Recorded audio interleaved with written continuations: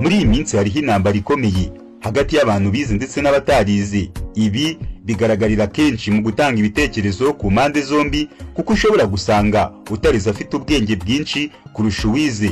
Ibi bikagaruka ku bize, bamwe na bamwe bakunze kwirata ubwenge kandi baramaze igihe bashaka ubumenyi kuko ubwenge bizwi ko buvukanwa. Gusa icyongera guhuza aba bombi ni ijambo rigira riti haba guhirwa. Ayiwe, ese amahirwe yo yagufasha iki? Ubwenge, ubumenyi, amahirwe, ese wowe bakubwiye guhitamo kimwe wafata iki?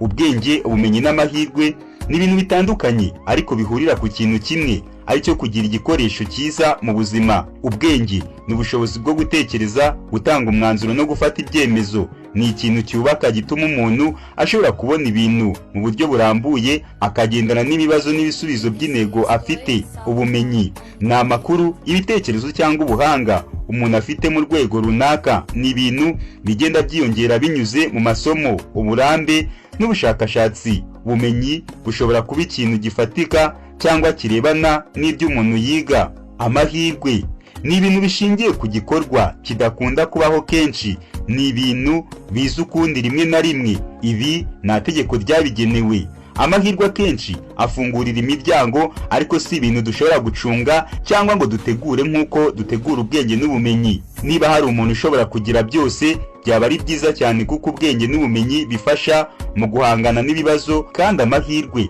akaza nk'inyongera ku byiza ushobora gukora. Ariko iyo uhawe amahirwe yo guhitamo kimwe muri byo, ntekereza ko ukwemera kwabyara amahirwe menshi. Niyo mpamvu ubwenge bwakuzamura mu bumenyi ndetse bidashingiye ku mahirwe.